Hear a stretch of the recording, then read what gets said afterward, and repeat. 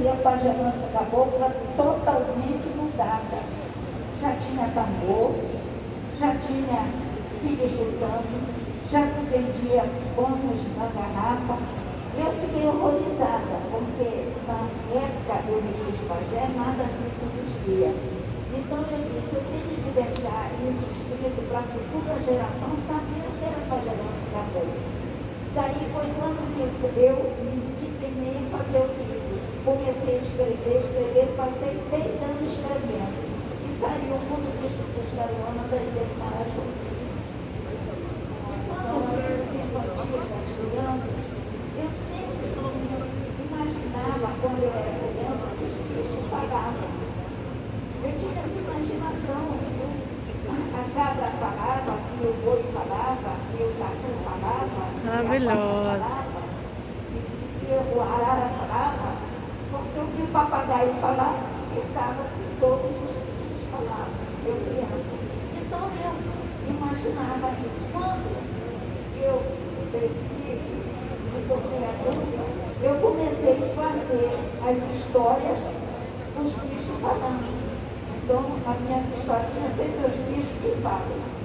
Então, foi isso que surgiu e me deu essa inspiração de escrever os infantos de juventude.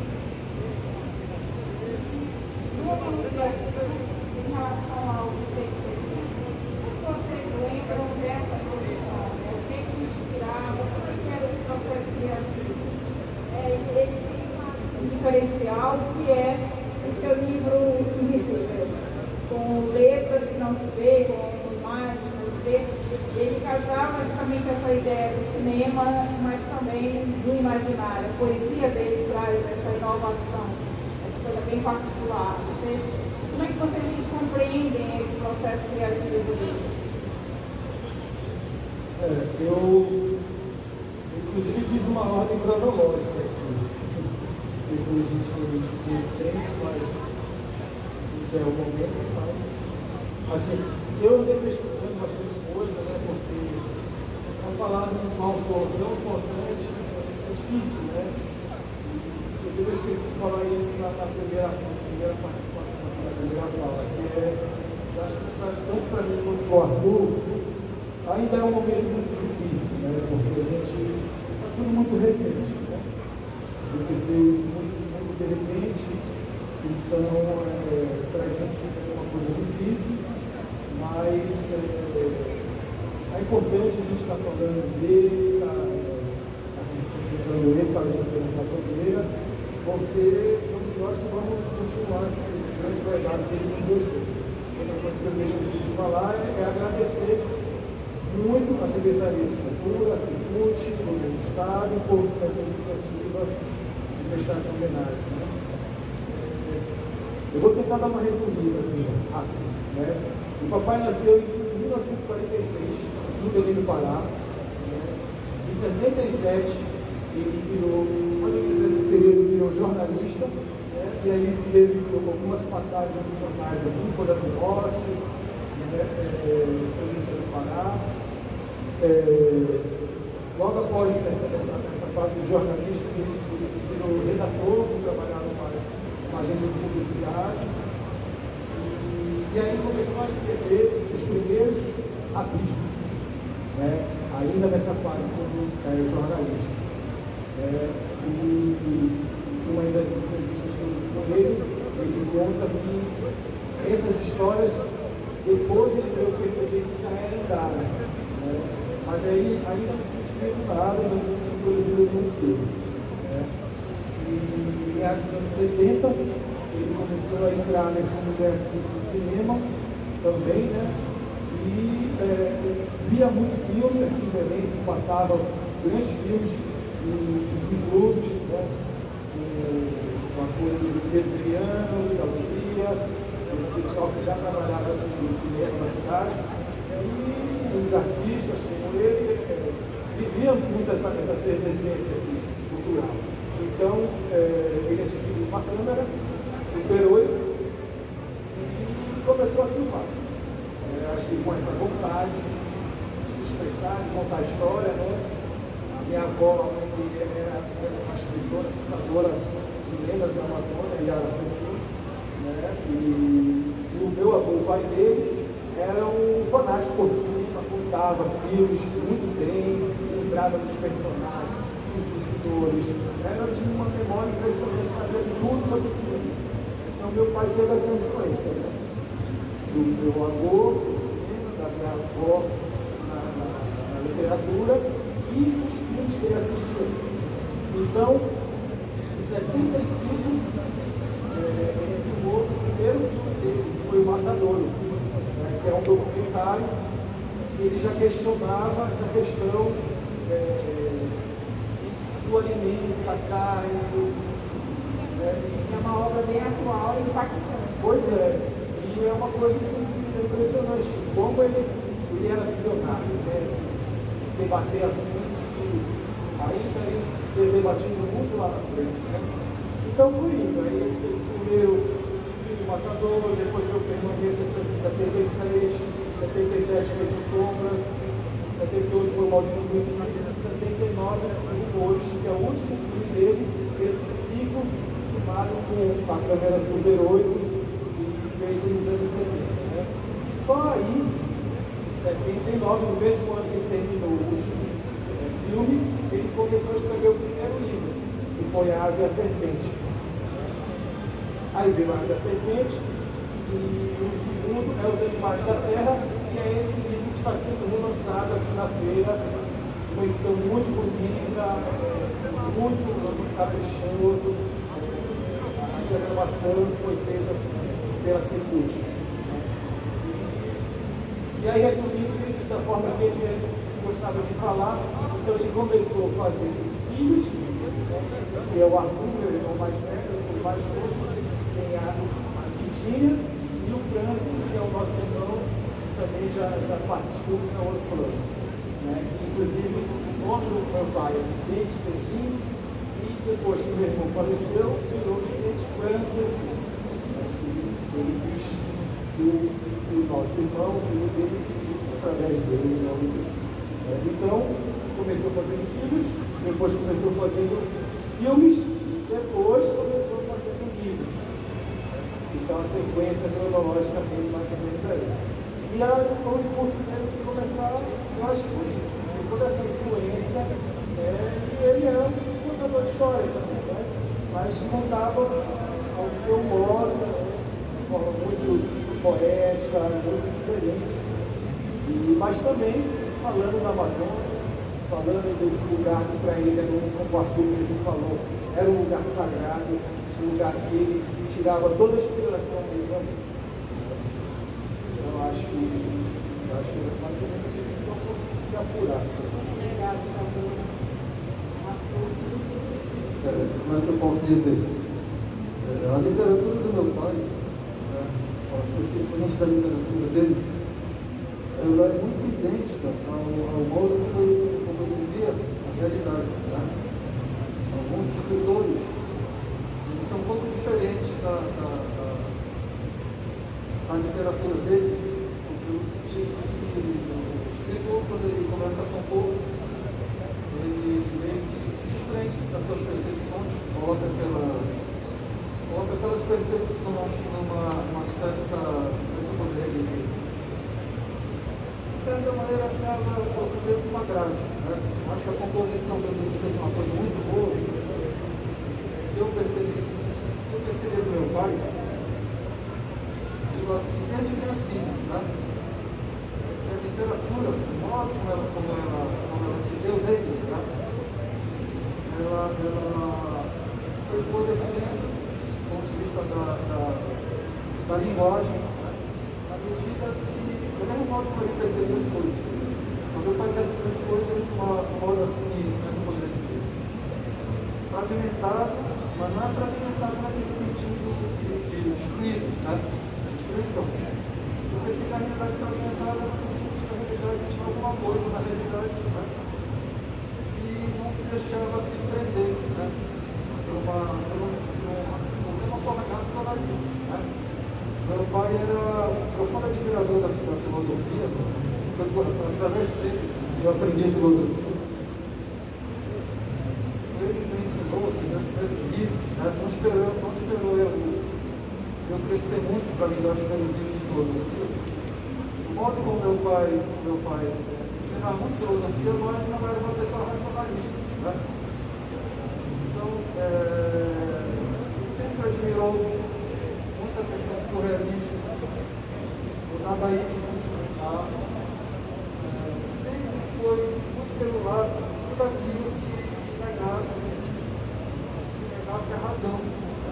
Essa coisa tão aprisionadora que faz com que a gente, a razão instrumental, que faz com que a gente esteja na presa, que a gente se distancie, fique espiritualizado, né? Que a gente desconheça o lado da nossa existência, né? Que a gente desconheça esse lado mais metafísico da nossa existência. Então, o meu pai, na verdade, ele sempre viu a realidade como uma coisa muito nítida. Né? Ele sempre percebeu a realidade enquanto manifestação. Não enquanto, como é que eu digo assim? Não enquanto uma simples percepção, uma percepção lógica, mas enquanto manifestação. Desde a minha infância, desde que eu abri meu olho para o mundo, consegui começar a perceber as coisas, desde que eu consegui me tornei uma pessoa perceptiva, não mais uma bebê dependente, eu tenho 4 ou 5 anos de idade. Eu tenho memórias do meu pai, do caminho dele, todas muito libertárias. Né? Então, meu pai sempre viu a realidade como uma coisa fragmentada, como uma coisa que se manifesta não linearmente, uma coisa misteriosa, que se manifesta de uma maneira espontânea, espantosa. Meu pai, uma vez, ele falou para mim uma coisa muito interessante. Ele disse que nos livros dele, todas as coisas têm voz, né? O homem tem voz, o pássaro tem voz, a árvore tem voz, as pedras falam. Né? Então, essa espécie de democracia, enxergam, essa espécie de democracia. Eles conversam bem com a Zeneida, né? Histórias que conversam, não é? Essa democracia, na verdade, ele um dia me falou uma coisa muito reveladora. Ele disse para mim que um dia ele arredou uma porta. Um pouco chato aqui. Ele disse que um dia ele arredou uma porta, sem querer, em casa. Ele até uns 5 anos que ele falou para mim, olha, quando eu percebi, alguma coisa instalou em mim. Ele disse que a porta ela arredou e ela fez um som. Aquele som de ranger na porta, né? Aquele rangido da porta. E ele disse assim, olha, a porta fala. Né? Então, a partir disso, deu um estalo nele. Né? Que a Zeneida já falou um pouquinho disso. Deu um estalo no meu pai. E ele começou a perceber que as coisas se manifestam de uma maneira muito misteriosa, né? Que elas são, como é que a gente diz assim, rumores, né? A realidade é toda cheia de rumores. Então, esse arredar da porta disparou ali alguma coisa que ele percebeu que as coisas têm falam, as coisas falam, as coisas têm voz. Né? Tem o filme dele, né? O sono dos.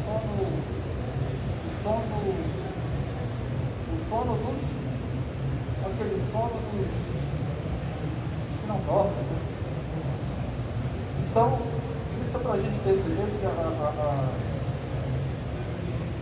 o devir da literatura do meu pai, ele não foi uma coisa planejada, não foi por uma questão de composição, né? Não foi por uma questão não foi por uma questão de sinto preparado para escrever, agora eu vou escrever. Não. Veio dele como uma manifestação.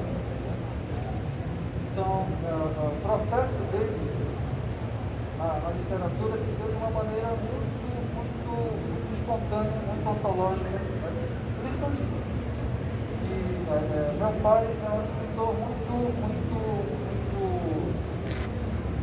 como é que se diz assim, muito raro, né? No sentido de que ele não é diferente do que ele escreve.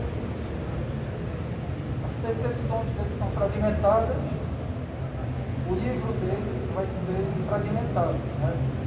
Então ele nunca me falou assim necessariamente de composição, mas porque ele quis dizer em certo sentido é cuidado, né?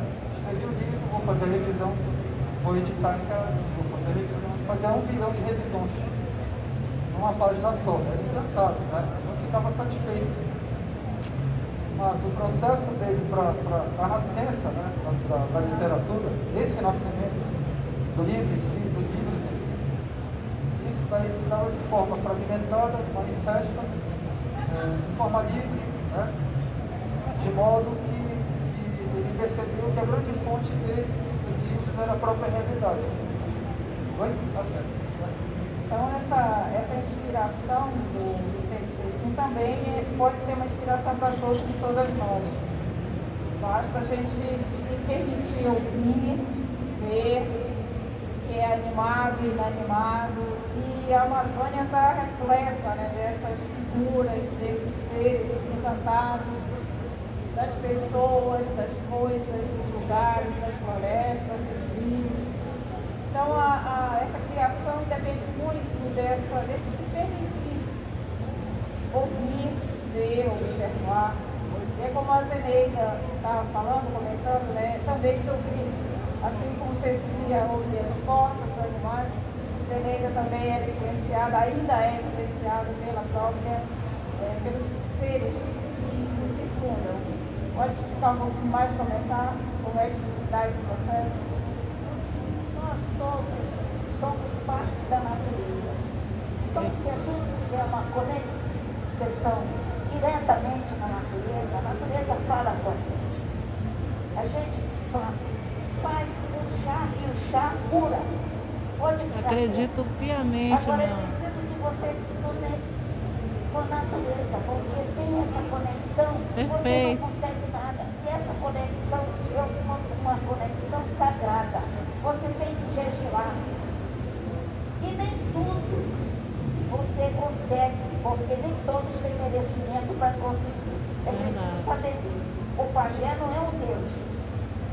E todos os remédios têm que ser dosados. Porque se você tomar um remédio sem ser dosado, ele cura uma coisa, mas adoece outra. Então, tudo que eu faço, eu tenho uma conexão muito grande com a natureza. E se eu ver algum sinal da natureza não vai dar certo, eu não faço. E também não engano ninguém. Eu chamo a pessoa e digo, olha, essa doença não é para mim. Você procura um médico porque não está no meu alcance. Então você não pode se enganar. Porque nós todos, quer dizer, eu tenho um limite de mandar energia.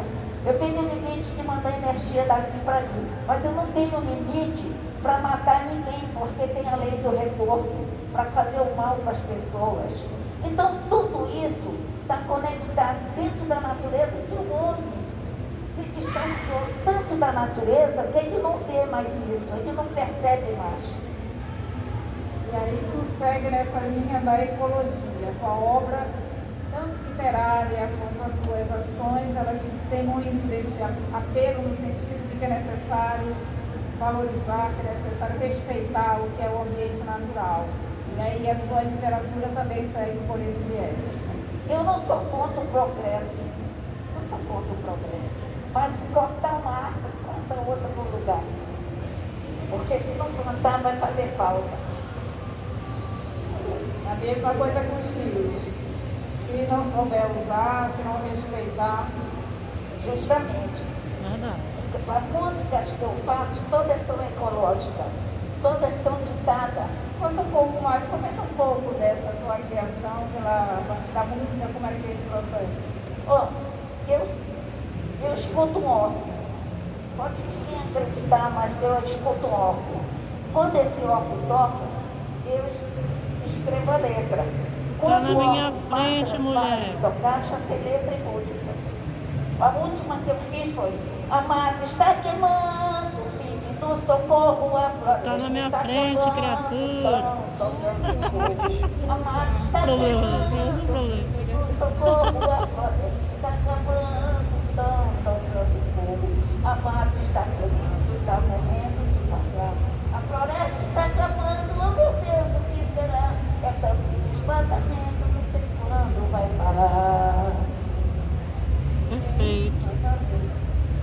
quê? Então, essa questão de criação, essa possibilidade de se inspirar, como diziam as musas, né, na antiguidade, mas todos nós temos essa capacidade de inspiração na escrita, na produção de várias narrativas. Todos nós temos história para contar. E é muito importante, né, no caso do Vicente Cecim, esse momento, que é um momento ainda de luto para ele, para a família e para todos nós que fomos impactados pela pandemia da Covid-19.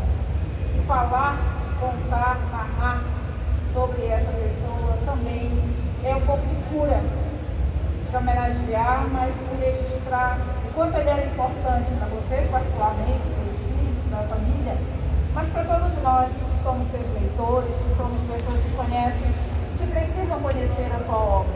Um pouco da homenagem é isso também. E as pessoas vão se perguntar por que Zeneida está sendo homenageada? Por que Vicente Cecim ou Vicente Franco Cecim está sendo homenageado? O que será que ele fez, o que será que ela faz de tão importante para isso? Então, desperta essa curiosidade. E aí a pessoa se perpetua cada vez mais na sua obra. Perfeito. Então esse momento é importante se falar, narrar, contar quem foi Vicente Franco Cecim. Vocês gostariam de falar mais alguma coisa em relação à pessoa dele, nesse processo?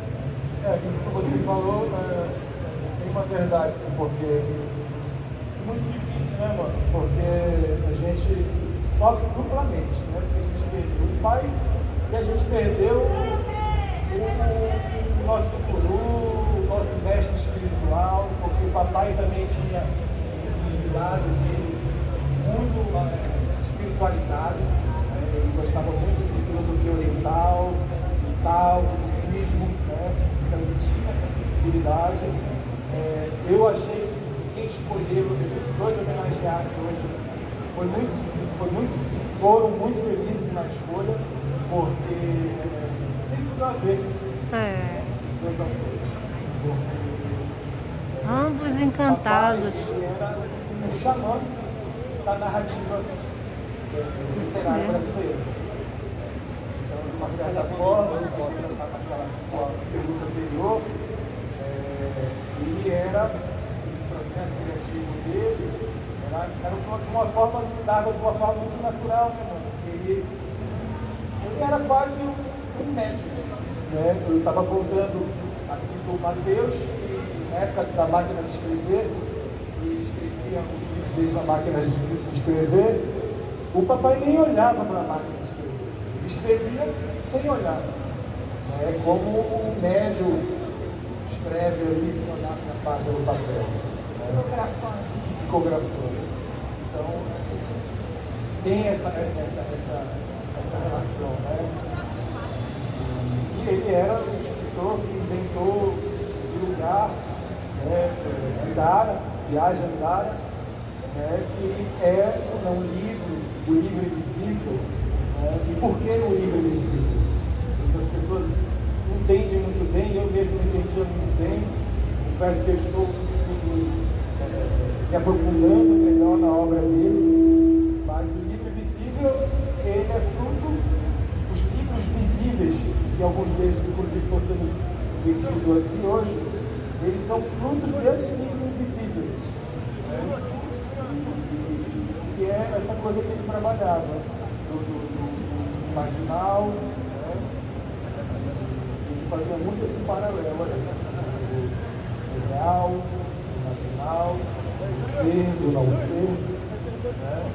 E tinha muito dessa coisa da floresta, do sagrado, de ter essa sensibilidade, de ouvir a árvore falar, a ave falar, a floresta se manifestar.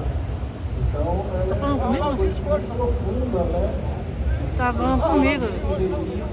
Bastante atenção, porque o que eu percebo hoje em dia na obra do meu pai é que ela é muito reveladora, ela diz muita coisa, não só nesse aspecto da literatura, mas também na vida, né? Andara é a vida, Andara é o sonho, que também é a vida sonhada através da cabeça dele,